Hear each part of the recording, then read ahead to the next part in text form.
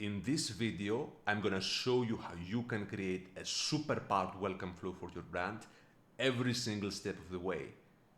And on top of this, on top of showing you every single step that is in the process, I'm also gonna break down GRÜNS Welcome Flow. Now, if you don't know GRÜNS, it's literally one of the fastest growing e-commerce brands of all time, all over the world. And we're gonna use them as one of our references so that you literally see what world-class looks like and you can apply all of their tips and tricks to your own brand. By the end of this video, you're gonna have every single thing you need to create a world-class welcome flow for your brand.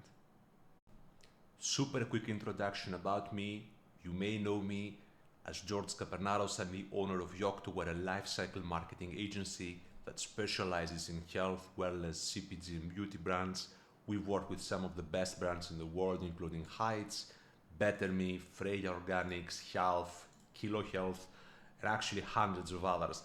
And the reason why I'm recording this video is because I want to create the single best resource there is by someone that actually does the work for retention marketers. So if you like what you see in this video, please make sure you subscribe so that more people can see it. It really helps. Press like on this video, leave a comment, share this with others that can benefit from it. I really appreciate you. Let's get into the video. Okay, so we're gonna see how one of the best and fastest growing companies structures their welcome flow. And what you'll immediately realize as I walk you through this is that it's not just about the emails. It's also about the pop-up, and it's also about the post-click experience, meaning the landing page that the emails drive people to. This last part is so neglected, it's absolutely mind-boggling. But then if you look at the top companies in the world, and I'm talking about the likes of GRÜNS, I'm talking about what Kilo Health does, I'm talking about what Orbit does, all of those companies that drive like hundreds of millions in direct-to-consumer revenue, they are all using custom landing pages for their email subscribers. And the reason for that is what you want to do is you want to isolate their attention. So we're going to break this down shortly, but let's begin at the very beginning. This is the pop-up that GRÜNS uses, and I just actually posted a video about how you could create an exact pop-up like this for your own brand. And spoilers, that's the type of pop-up that converts the best, like universally. If you go to all of the top brand websites, that's the structure that all of them use. Full page, gamification on the first screen, collecting data as you subscribe, and then using that data to segment users down the road. But let's break it down quickly here. What they do is that they have a massive offer. No 10% off, no 20% off, no 15% off. No, it's 52% off.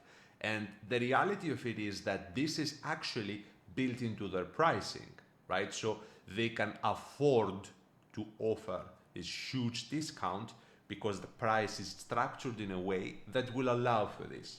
This is their acquisition offer. That's how they enter, they bring you rather into the brand's universe. So learning number one, don't lead with a weak 5-10% offer. No, structure an acquisition offer. It can be a bundle, it can be a subscription, it can be some sort of combination of product, quantity, type, frequency, whatever it is, that will allow you to charge more, raising your AOV, and then in so doing allow you to discount more, hence giving you the opportunity to present an offer as powerful as this. So first thing, strong offer. Second thing is segment user based on the problem that they're trying to solve. If you have issues with focus, it's a very different situation than if you have issues with gut health, right?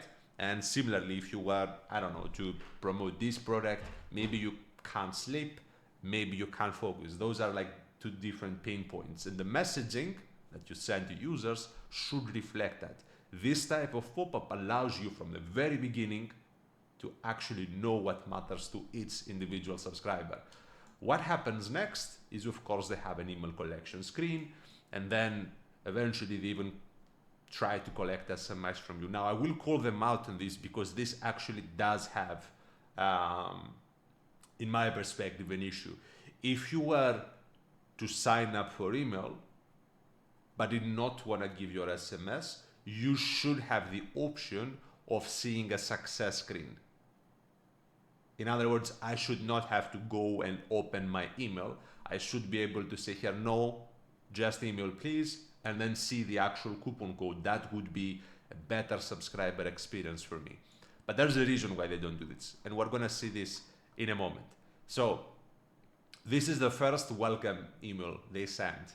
Welcome to GRÜNS, like nothing special. They're using like some emoji, standout, etc. I'm not a huge fan of emoji, but it fits their brand. What you'll immediately notice is that they don't really mess around. Value proposition, offer, claim discount, social proof, and risk alleviation through the money back guarantee straight away. So if I just see this part of the email, I'm already able to take action, right? Like I don't need to fully think about, like, they are not like trying to tell me why they started the company. They're not really trying to, I guess, convince me. No, they're just telling me, click here, I'm gonna get out of your way. Of course, they have this beautiful image down below, which makes it look aesthetically pleasing, but at the same time, thinking about it strategically, like from a CRO standpoint, what it also does is that it creates distance between this and the content below. So if I am somebody that's more of an impulse purchaser, I won't be distracted by what's below. I will just see this, which is ultimately the core message of this email. Secondly, they have this coupon code, use code surprise, and you're gonna get 50% off, little bit of copy thanking me for signing up, etc. La la la la.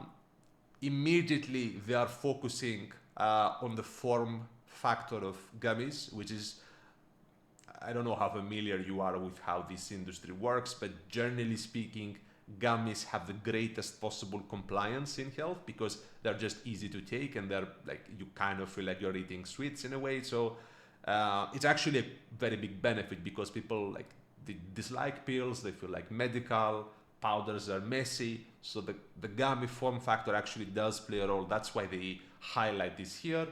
Strong call to action. Notice the contrast between the background and the yellow of the button. Extremely important. Always been thinking in terms of contrast. Your branding might say that the colors should be a little bit muted, but from a conversion standpoint, you want things to pop out so that they take attention and draw the eye. And then what they have is this beautiful little roadmap type of graphic where they basically tell you, have you had this issue? This is how we are helping alleviate this issue. And the beauty of the pop-up is that this, you see it says GRÜNS supports gut health. Now, if I go back to my little pop-up here, what do they say? Gut health, brain health, energy, comprehensive nutrition. Now, if I said energy, that would be a different story. If I said brain health and focus, that part would be a different story. So you can see like the extreme length they go to maximize conversion. And there's like, you're gonna be blown away by what happens next. But of course they have this offer, they're showing you the ingredients, they show the fiber, okay, it creates legitimacy and so on. And then they have studies. This is, I should call them out on this. This is not good enough. Like, you can't take a study for an ingredient that you include in your formula and say, okay, this ingredient works, so our product works. No, you should have studies that test your own formula in combination, all of the ingredients in combination, not like, this is, I would say, not the most trustworthy way to frame the results of the product, but at the same time, I'm very deep into this industry and understand how things work. Probably the average consumer would not be. And then they have this GRÜNS for Kids type of call to action, which I'm assuming is something that is added as a test and like won't necessarily be there for forever. But what I'd like to finish with is the footer they have, which is super heavy on social proof. It has the trust icons, and then that's basically the email. You see, like, there's no brand story, there's no clearing their throat really, like they just go boom, offer, pain point, value, value, value, call to actions. And transparently, that's how you should be structuring your welcome flows. There's this misconception that you're trying to nurture users and try to like educate them and so on. But the reality of it is that a welcome flow is triggered in a response to a user showing purchase intent. They see a pop-up, it offers a coupon code, they sign up for it. It's like they raise their hand to say, I'm interested in purchasing your product. So what you should do is essentially send them every single reason you can think of on why they should be buying your product. It's a conversion sequence. It's not a nurture sequence. So what is extremely interesting in this welcome flow, I'm gonna break through all of the emails in this video, but I wanna show you the genius of it, is that all of the call to actions, they don't lead to the product page. They lead to this secret page, which is exclusively for email and SMS subscribers only. And again, it goes back to what I said, that all of the top companies do this. And if your company doesn't, it should, because that's how you can truly optimize and maximize every single conversion and sale out of every single message you send. Again, the pop-up collects the problem they're trying to solve. The email reflects that, and there's even a landing page that's specific for this audience. So it's extremely deliberate what they do, and it's extremely customized. There's no sending to the collections page and things like that. No, everything is custom made for this audience. And of course, the page itself has a lot of things going for it. I'm not gonna break it down too much for you, but just to like call out the main points. This immediate message, secret page, you've unlocked our best price ever, la la la, it immediately rewards the action of signing up. It feels good. What they could have tested is some like messaging even along the lines of congratulations, you've unlocked this page, so that it literally feels like they did something special. But what they do is that they, again, heavily focus on social proof. They make the price look extremely simple by saying it only costs this one per day. They have the option, I like this, they have the option of purchasing for 2 people. Just by having this option, they're increasing their AOV, because some people will purchase for more than once simply because they see this. They're gonna think, oh, maybe I should buy this for my partner, or maybe, I don't know, my brother or sister would like to try this. So just by having this option, they're likely increasing their AOV. They have 2-day shipping, it's free, there's money back guarantee, it ships within 24 hours. Like all of those things play a big factor in terms of conversions. And then like it's just social proof after social proof after social proof, broken down by all of the value points that the product has. And you can see that there's one that says versus powders, again, reinforcing that the gummy form factor is extremely important for this type of audience. There's like videos, and then there's the us versus them graphic, which I've seen before. I'm not particularly impressed, but it works. That's why everybody uses it. And then they have a little bit of scarcity/urgency, stock up now, won't stick around, la la la la. Basically getting me to say, okay, I should probably complete my purchase right now. The last thing they do is what we call identity messaging, right? So they say, you know how people always say nutrient deficiencies, it's like a negative message, but they flip it and say, join the 8% of people, so like a minority, who are nutrient sufficient. It's a clever play. Everybody would say, yes, I'd prefer to be nutrient sufficient than deficient. So it's a nice call to action. If you click this button, of course, it will redirect you to the top. All of the buttons will redirect you to the top so that you choose your offer. So every single email in this welcome flow is going to drive you in this page. And I want you to think, if I can have this page for net new customers, net new subscribers rather, not customers, that haven't purchased before, could I potentially have one for those that purchase without the subscription box? one-time purchasers, so that I could then have messaging that simply reinforces the subscription and why they should probably subscribe and save. You could. Could you have another that says, this is for our VIPs? You could.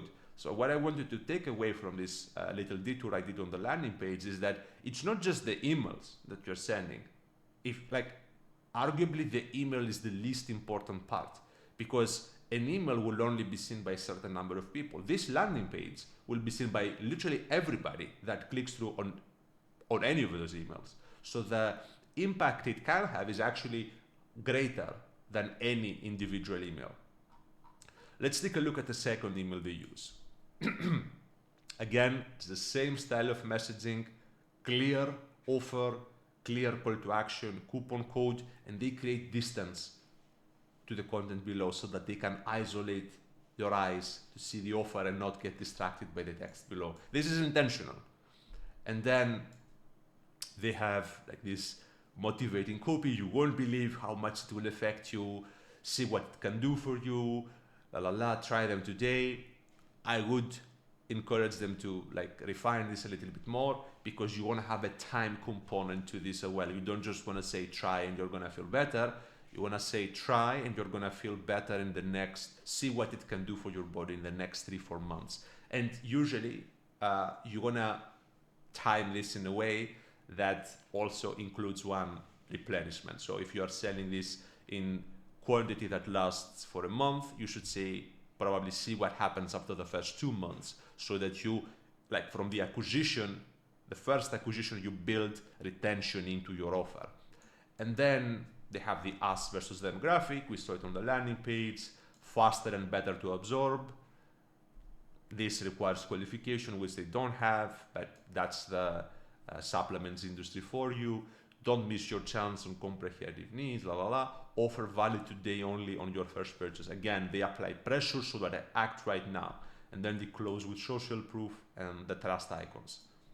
So second email, no brand story, no educating me. No, it's value proposition after value proposition, clear call to actions, basically just as much as possible reducing friction, as much as possible building up the value of the product. More fun, more effective. We don't just taste better, we're the better, taste better, we are the better choice. And then again, social proof, why gummies. Now they do a little bit of education, but you can see they do this in a very visual way, right? They show that the graph goes up, and if you take a look at this graph, it doesn't really say anything, right? It's just, it goes up, okay, but it makes it very easy for the primal part of your brain, to say, okay, it's increasing, so it's positive. They don't try to complicate it with this one study said this, or this other study said that, or that a third study said this, and this was double blind, placebo control. No, it's just a graphic, and your eyes can understand. Everybody can understand that if vitamin C goes up, it's a good thing, right? And then they have tested this, and there's clinical results, etc. So this is more focused on trust and proof. The first 2 emails, not so much. This is now getting into building trust with your consumer. And it makes sense, because if they've seen the offers, if they've seen the emails, they've seen all the value propositions, and they haven't yet purchased, what does it mean? Something is holding them back. So that's precisely why they're focusing on trust. And then you see the messaging itself is switching. So they're now clinically tested gummies. It's not it tastes nice and it works fast. No, it's clinically tested. So it switches fully to a trust-based messaging. Let's take a look at the next email. They are specifically, again, focusing on social proof. We checked in with thousands of users after 3 months. They reported this and this and this and this. And they're basically, again, using as much as possible social proof so that they can convince you of the legitimacy of the product. and they're telling you what's inside, the ingredients. Notice how they don't really go too deep into the ingredients, right? Like they don't have an email that says that's what super mushrooms are, or like that's why adaptogens are good for you, or like why antioxidants are good for you. No, they just like show you that it has a lot of good stuff, and they don't make it too complicated for you. This does give you the sense that it's packed with nutrients, that it will help you, and especially thanks to the social proof above, but they are not like writing a science paper in the end. And this is one of the great challenges that brands have, especially as they're starting out. You have all of those brilliant ideas and you've developed this amazing product and you want to communicate it, but it's just too complex for people to understand sometimes. So I think GRÜNS is a perfect example of a brand that actually has a fairly complicated product. They have like a bunch of different ingredients, but they communicate it in such a simple and clear way that of course consumers purchase, because there's no ambiguity at all in the mind. It's like very clear that this is good for me. And then they finish up with the standard offer that they have, free shipping on your first order. They highlight this a little bit more. And then this is basically in the same line. Here they're focusing on how it's easy to take on the go. You can just have your little gummies, it's travel friendly, it's tasty, you can have it, it's like an all-in-one product basically. You don't need to carry like a bunch of different products. And I'm willing to bet money that they came up with this angle, that it's portable, it's for easy on the go, like you can take it with you, etc., because they did customer research, because their customers told them that actually, you know what, I take it with me and it really works for me. So this is another reason why your welcome flows should not welcome. I mean, every flow really should be built on what consumers tell you, because usually what happens is that we launch a product and we have like a bunch of hypotheses. This is what we think will resonate, but then maybe not all of our ideas land, and there's specific things that resonate. And then on top of the things we thought would resonate, there's other things we didn't think about would resonate, probably like this, that it does make sense to then incorporate it into your messaging. So it really pays to be talking to the customers that you have, so that you can be reinforcing the right messaging throughout all of those high impact touch points. And then there's this call to action again, here's what's inside, etc. And you can see more or less that like every single email that we've went through has the exact same structure. It's literally the exact same structure. And they, here they're specifically targeting parents. I'm assuming, again, based on research, they've seen that a lot of people are parents and they are trying to open up this parent category, and they're having like a kids product as well. And that's basically it with GRÜNS. So you saw, this is literally one of the fastest growing brands of full-time all over the world, right? You saw how they do things. Will everything I showed apply to your brand? Probably not, but there are some principles that you should apply. High performing pop-ups. I've posted a video about this. I'm going to link it in the description. You can replicate this exact structure for your brand based on the video I created. Secondly, do not clutter your emails.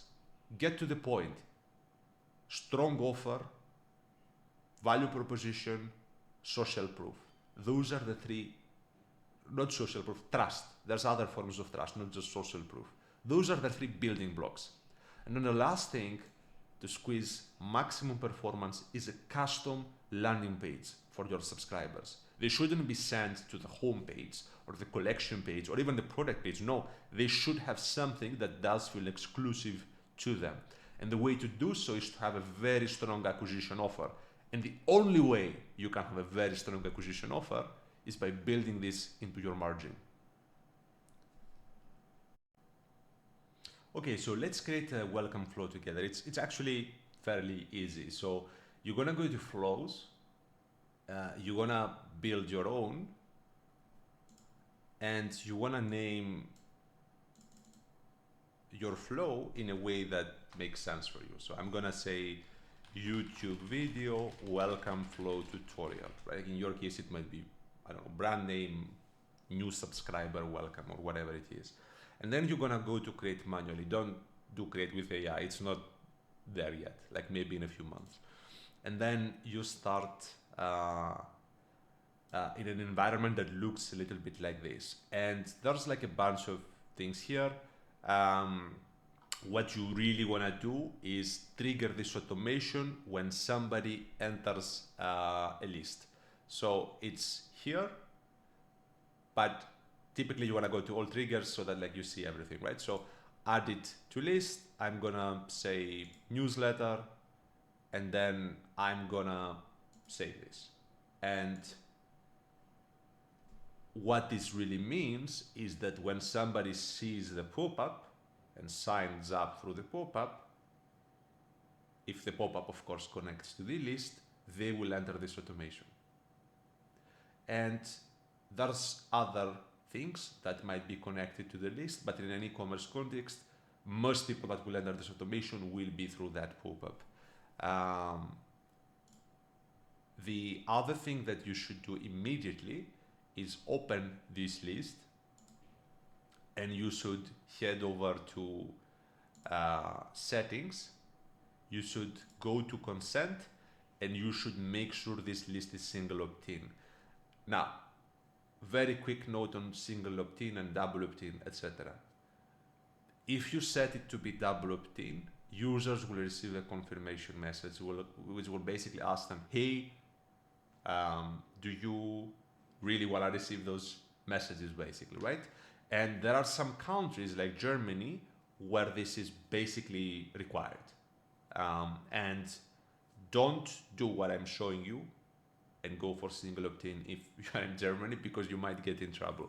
But for the most part, and in most countries, what you want to do is reduce friction between the user sign up and the user receiving what you promised them.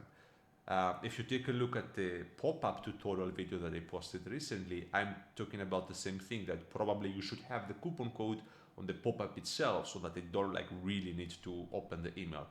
The same idea applies here. You don't want to force people to like open their inbox, confirm, then wait, then receive the email, and then it's just too clunky. So you want as much as possible to make it quick. So single opt-in is the way to go.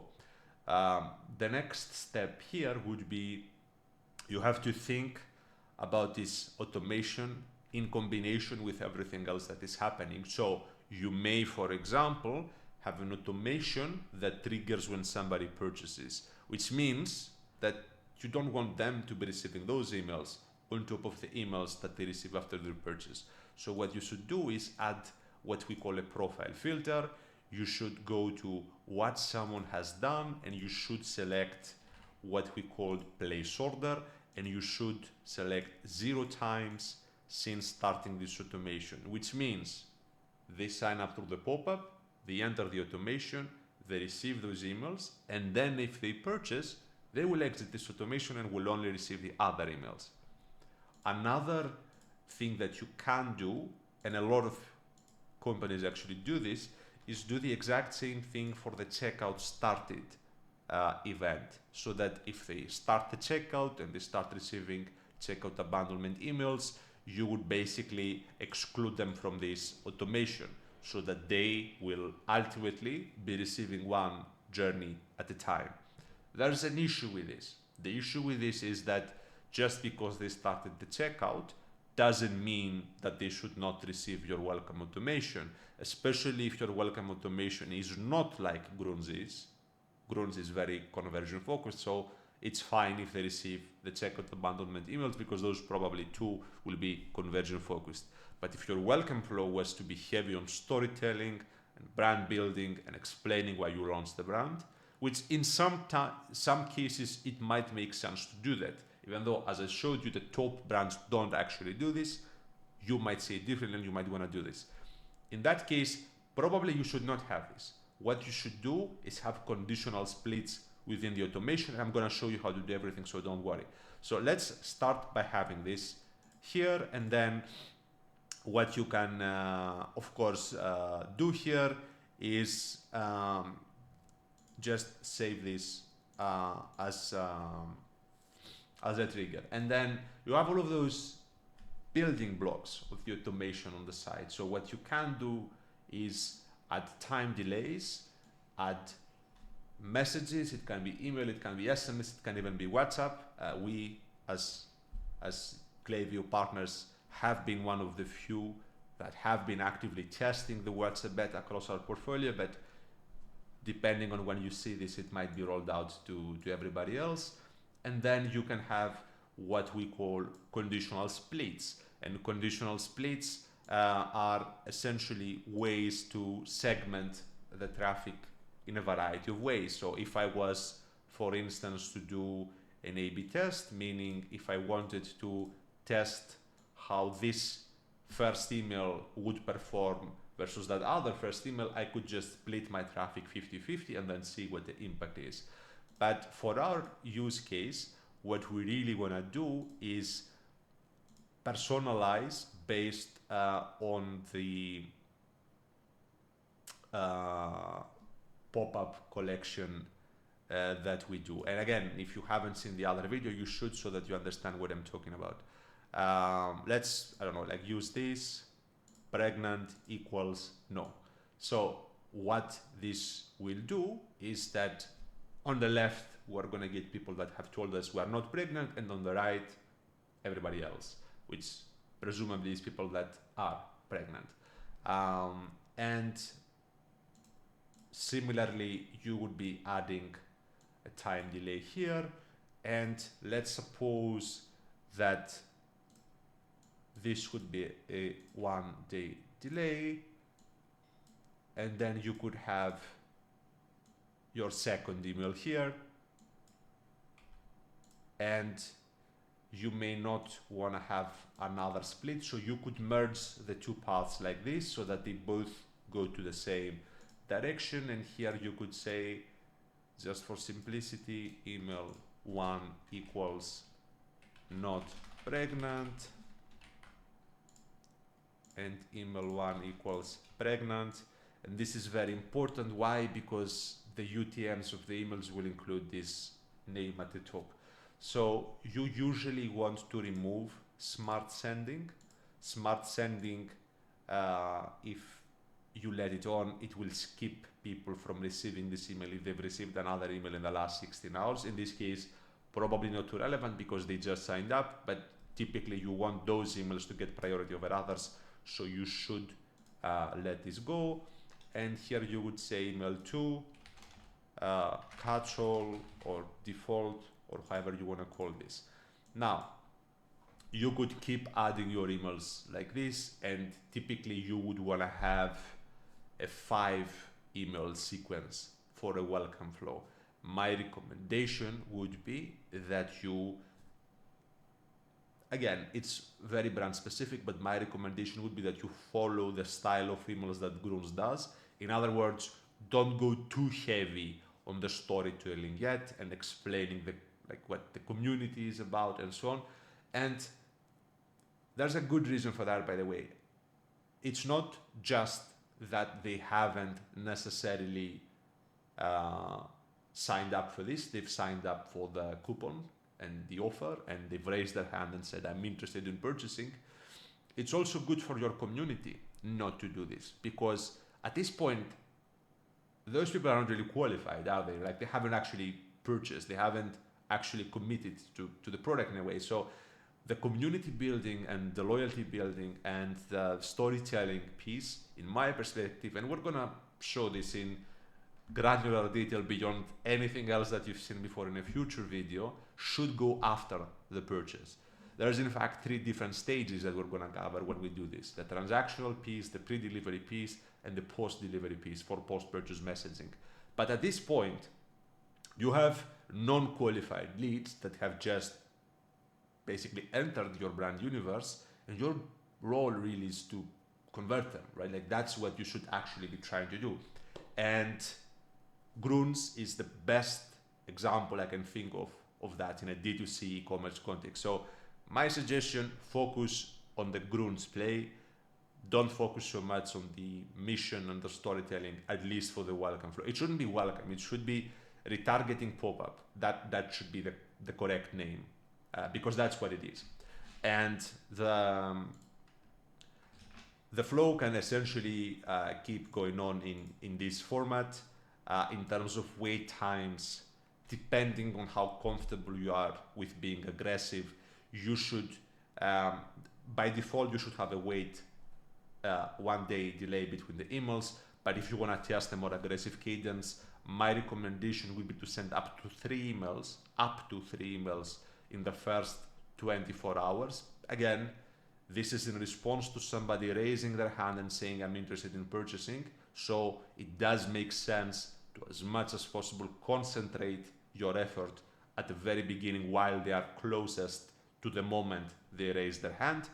But by default, 1 day is fine. So we're going to go with that. And then you're going to have like a bunch of emails here. So this will be your email 3. And this is going to be your email 4 down below. And this is going to be ultimately your email 5. And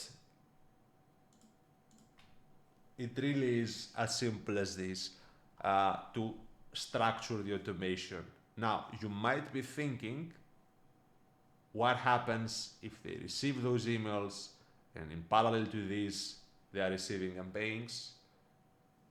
My recommendation is to remove Smart Send from those emails and add Smart Send to the campaigns, meaning those emails should get priority over your campaigns in most cases. And the reason is that those probably will have a lot more thought behind them and a lot more effort behind them than your average business as usual campaign that you might be sending randomly. Of course, if it's, I don't know, like a very strong promotion and you want them for sure to be receiving this, you could remove Smart Sending from your campaigns so that they receive it anyway. But in terms of receiving other automation emails and checkout abandonments and so on, I promised you, I'll show you a little trick. Again, most people, what they do is that they simply add a filter here. So they would go and say what someone has done, started the checkout 0 times since starting this flow, which would cause people that click those emails, start the checkout, to stop receiving those emails and start receiving the checkout emails. But again, this may not make sense for you if you want them to receive those emails. So what you can potentially do is add another conditional split. I'm gonna show you how to do this here. And you should do this so that they receive the checkout abandonment emails, and then if they don't convert, they keep receiving those. That's the play we're doing here. And what you should do is what someone has done, they've started the checkout at least once in the last, let's say 2 days or however long this is. And assuming that your checkout abandonment lasts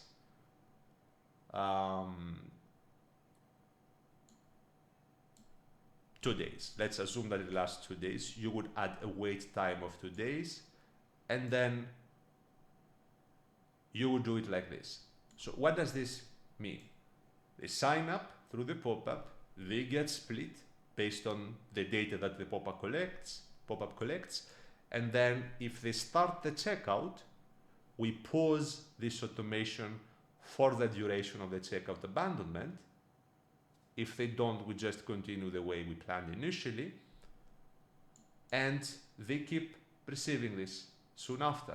And then if you really want to do this for every single email, you could have it be here. So what someone has done, started checkout at least once in the last 2 days?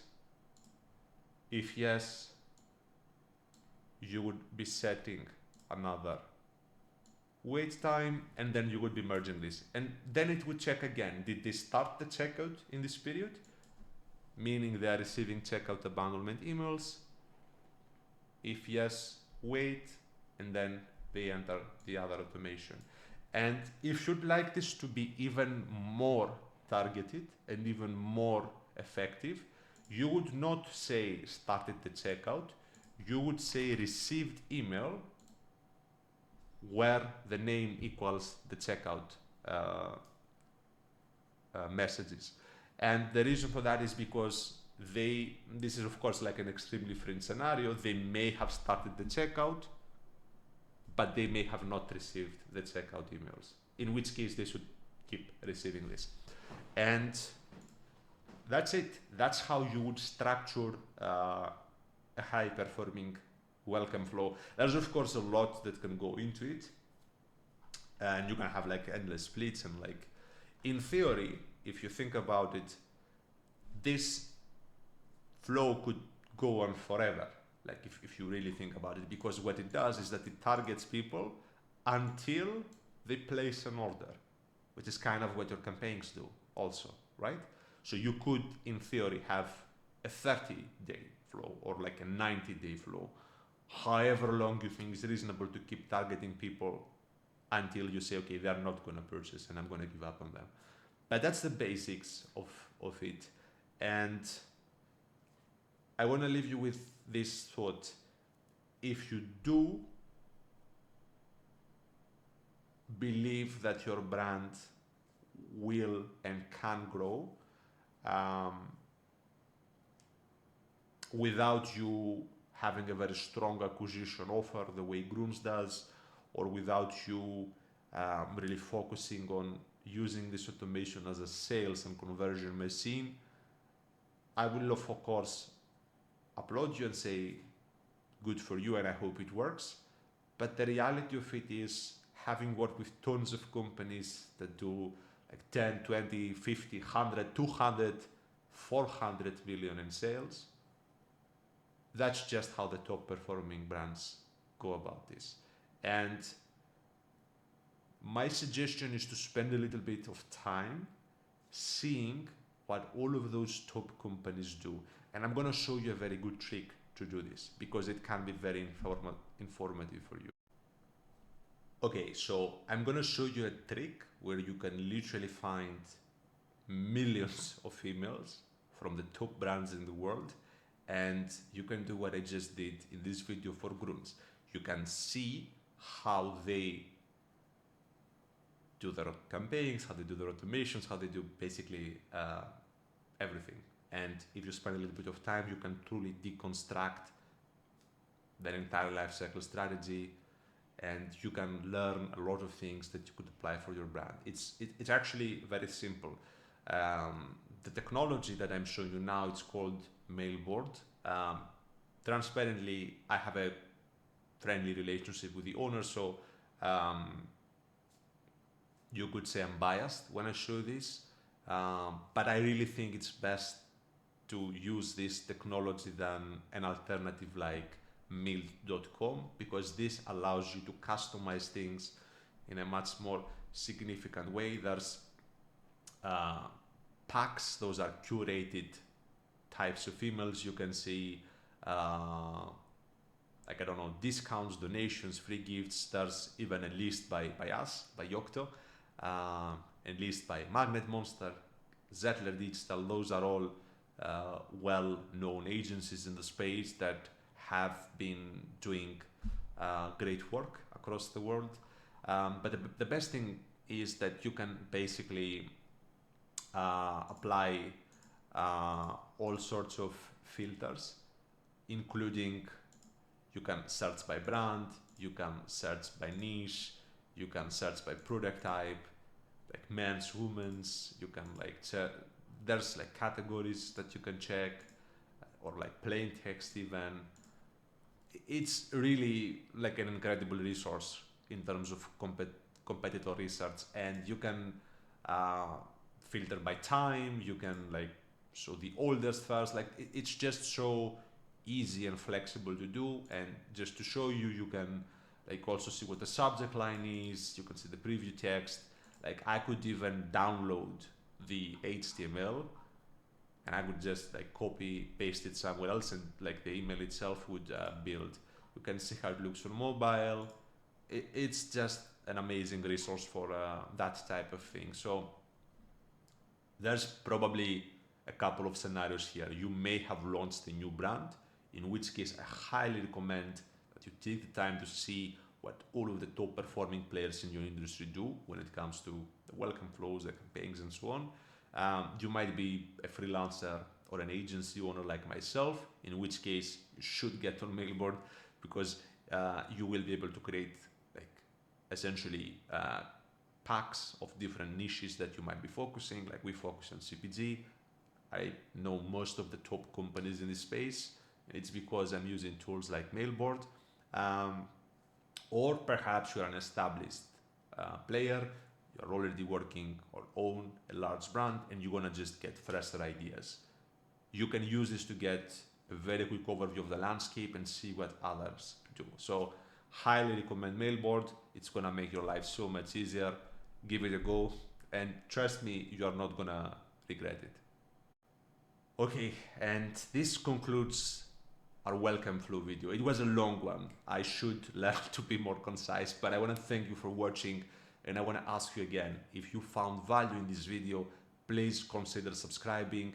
It really helps. I'm doing this because I want to create the best resource there is, and hopefully you saw that I showed you tricks that you probably would not see in another video. I showed you how the top brands do it. I showed you the technical side of like structuring this on Klaviyo in a like more complex than usual way. I would really appreciate if you subscribe, and more than anything, I would really appreciate if you could give me feedback. Leave a comment down below so that I know what can happen better and what you'd like to see next from me. Thank you for watching, and I hope I see you in the next video.